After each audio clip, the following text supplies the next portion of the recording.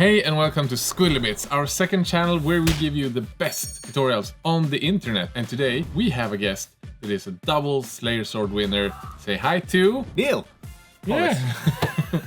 And today, Neil, you are going to give 5 tips to people that aspire to sometimes maybe enter a competition and become a better painter.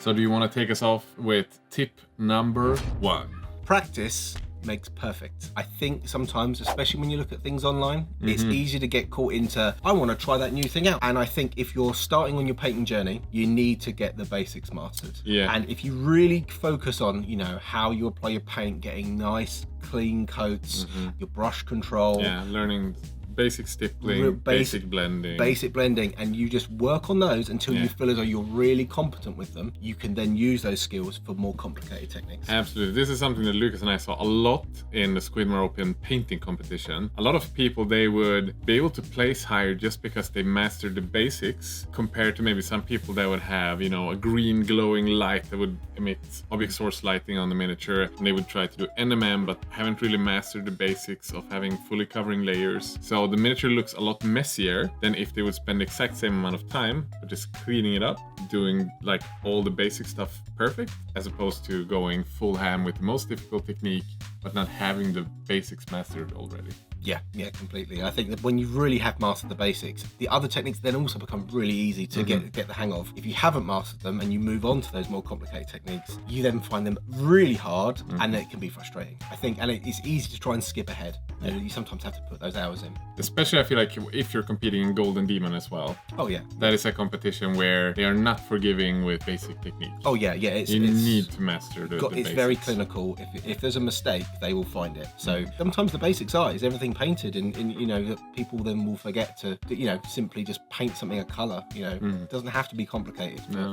So with the first tip done, let's move on to number 2. Breaking the painting into small pieces. Whenever I paint anything, I try and focus on a small area. Small areas one at a time. If you look at a model, if you say just painting a certain part of it, maybe a part of the leg, a part of the chest, the head, just focus on that area. Try and refine that area and get it to a finished state, because you'll be able to have a better outcome if you concentrate on a small area. When you're trying to attack everything in one go, you can end up getting bored, you get maybe a little bit lax, it gets a bit sloppy.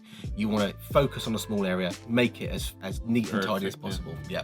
And this is, I feel like, especially important when you do a competition piece. Honestly, if you're 100%. painting an army, feel free to go nuts. Yeah. You want to save time, but when you do something for a competition, you want every piece of the miniature to be perfect. Yeah. And if you do that one from start to finish, you know that even if you might go back and adjust some things later, you know that it's at least already finished piece. Awesome. So we have 2 down, 3 to go. Let's go with tip number 3. Limiting the number of colours you use. I think it's sometimes very easy to get every colour out that you've got, and to, you know, make this colour, I'll make that colour, I'll mix this colour into this and this colour into that. Number 1, you might forget what colours you've mixed into what. You might forget what colours you've used on certain areas. That's a problem. But also, it can look a little bit chaotic if there's too many colours. I always try, I'll get the colours out of where my paints are stored, and I'll keep them in a little tray on my desk. And while I'm painting that model, I'll keep those colours on that tray. Now, that tray then has limited space, so I'm always trying to minimize the number of colors I get out. And if I'm thinking what color should I paint an area of a model, I'm looking at my colors I've got as that reference and going, okay, well, I'm using blues and I'm using reds. And if I've got to do a third color, I might say use a green, but I won't be then going, hey, what other colors shall I get out? I'm limiting my palette and trying to keep it so it doesn't go too over the top. If you're getting all your paints out, one, it could look a mess, and 2, you could forget what you used. Yeah, and I do think I have a tendency of falling into this myself, because I love bright and vivid colors, and I have a few trolls out there that might have 1 or 5 too many colors. And while you can make it work, you have to put in so much more effort to have that same balance. Yeah. Compared to if you have like 1 main color and 1 secondary color, and then maybe a tertiary detailed color. Yeah. Instead of having, as an example, then my trolls that has like 4 main colors and 3 secondary colors. Yes. Yeah. That's nice. But you have 1 more tip? No, you have 2 more tips for us. 2 more tips. So let's do number 4. How you hold your mini. So what do you mean with that? If you're trying to hold your Mini, the thing you need to think about is making yourself comfortable. By that I mean breaking the mold down into sub-assemblies maybe, but having a painting handle, making sure that when you hold what you're painting, you're comfortable and you're not stressing your arm movements. If you've got nice, solid, fixed hand posture, you have better control, you'll paint smoother, you'll be more refined. If you're in a really awkward position, you're gonna miss and it's gonna be messy. So if you can mount your model on a painting handle, if you can break the difficult to get to areas into sub-assemblies, you're gonna have an easier time painting. And obviously that also means that as you're painting, even if you have it assembled to the handle, move the handle around if it means you easier can reach into the eye socket or whatever piece you're painting. Yep.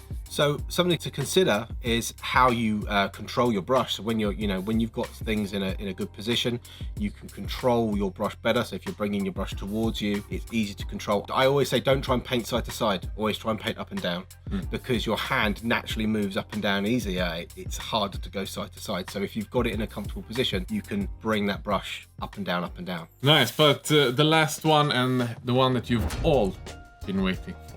Get feedback.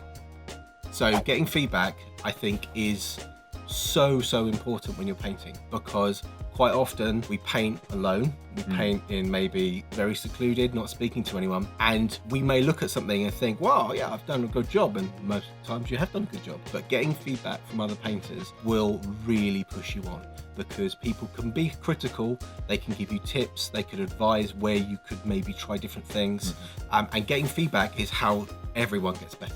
So the more feedback you get, the quicker you will get better.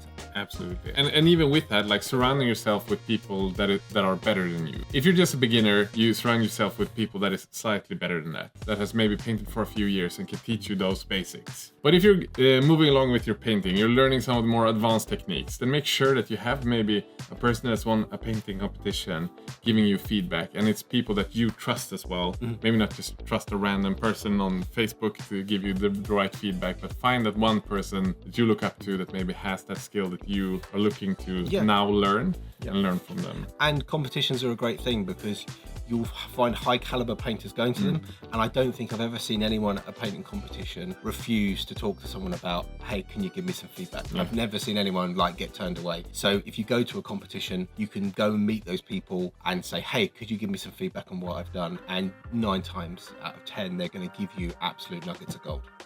So there you have it, people. A ton of great tips for anyone who wants to become a better painter, especially if you're entering a painting competition.